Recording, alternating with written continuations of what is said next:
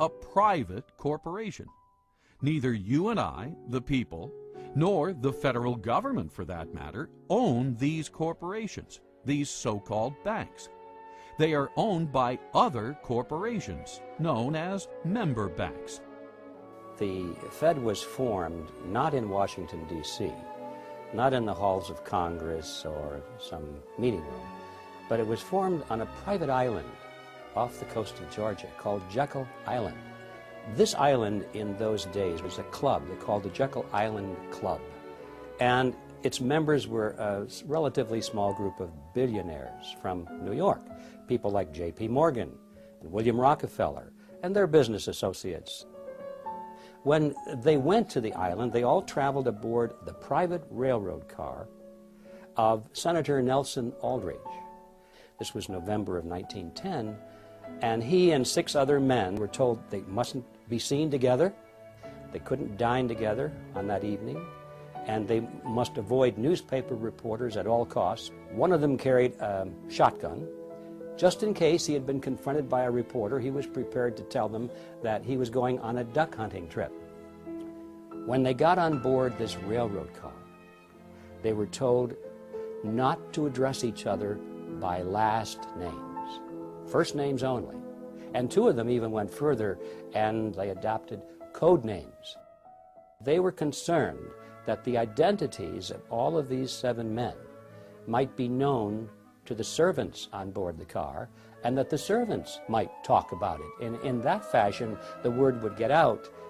Even when they got to the island and went to the clubhouse, they had replaced all of the normal servants with new servants who didn't know any of these people. And they created the Federal Reserve under those kinds of conditions of great secrecy.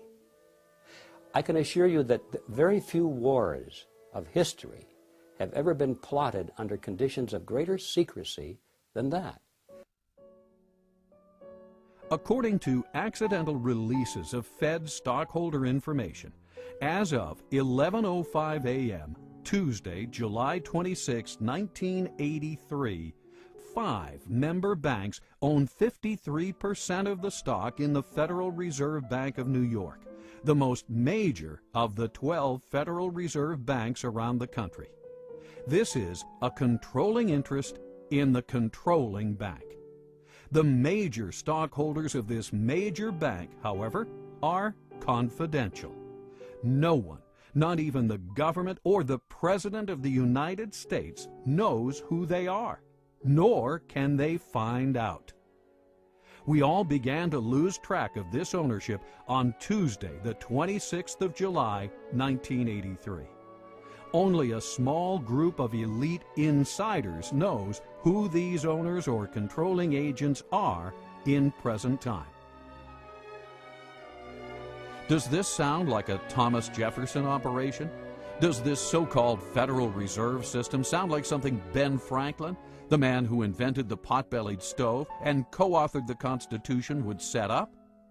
Or does this system sound more like something George Orwell would write about in his nightmare book, 1984?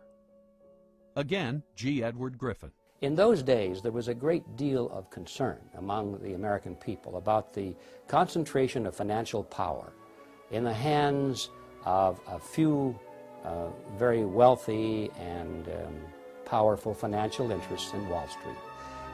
They called this the money trust. And the cry in those days was to break the grip of the money trust.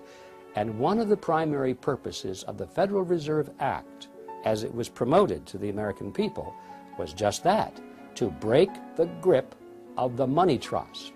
They were going to write a law that was going to take the power away from these people and put it in the hands of their trustworthy politicians, you see.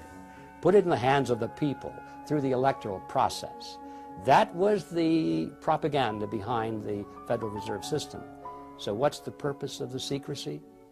It's because when you look at the list of these people who went, they were the money trust.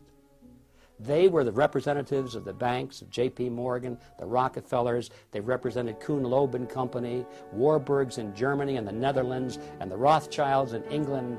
This was the money trust, not only of the United States, but of the world. Had that fact been known, who these people were that were drafting the Federal Reserve System, the trick would have been exposed, and the public never would have adopted the Federal Reserve Act as, in fact, they did.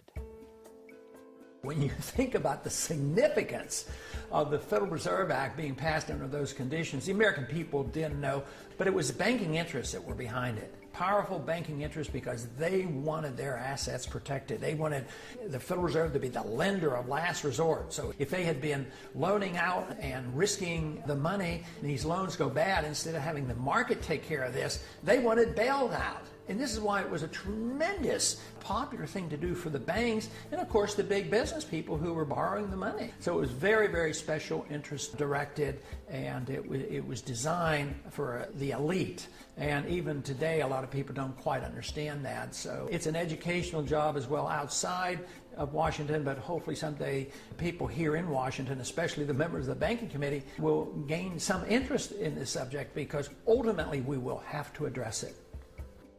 Where does Congress get most of its funding?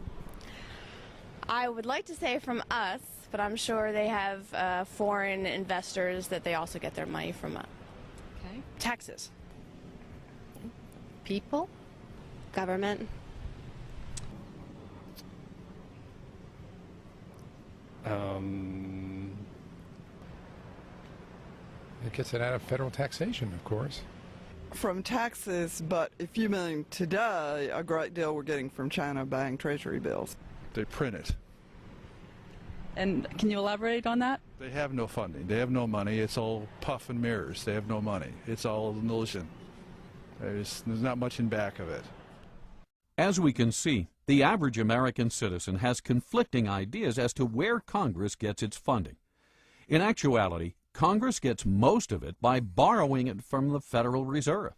The Federal Reserve gets the so-called money by effectively printing it up. The whole process is known as the Mandrake mechanism. Thus, today's paper currency, far from the gold and silver coinage stipulated by the founders, is essentially created out of thin air. Most people are alarmed when they hear about the fact that the Fed can create money out of nothing and charge interest on it, so-called interest. It starts with Congress. Remember, a moment ago I said that the Federal Reserve System was a partnership between a cartel and the federal government. Mr. Chairman, we've got to go vote, and we want to thank you for being here with us for today. And, well, if there's a partnership, thank you also for, there's a reason for the partners, both of them, to be in it, or they wouldn't be. So why is the banking fraternity in this partnership, and why are the politicians in it? Congress needs more money. They always need more money. They like to spend money. That gets them elected. They don't like to raise taxes because that gets them unelected. The answer, of course, is that they borrow it. If you're not going to tax it from somebody, you can borrow it from somebody else. And that's why we have government bonds and treasury notes and bills and so forth. And we have what's called the national debt, because they borrowed money to pay for current expenses that they don't want to pay for through taxes, because that would be unpopular. So 30 days after they borrowed $1 billion, or 60 days, whatever the term of the loan is, they have to pay that money back. Well, lo and behold, it turns out that the congressmen and the senators are still not taking in as much money in taxes as they are spending in benefits, so they don't have the money to repay the loan. So what do? Easy. Borrow some more. Borrow enough to pay back the original loan, plus a little bit more to keep them in office. So this process goes on and on and on, and that's why we have the national debt growing and growing and growing. The Federal Reserve enters the picture at this stage because, you see, they can never borrow enough from the private sector. There's never enough existing money out there for the politicians to borrow. So what do? They go to the Federal Reserve System, and by agreement, remember this is their partner now, the Federal Reserve System agrees literally to create the money that they're going to lend to the government.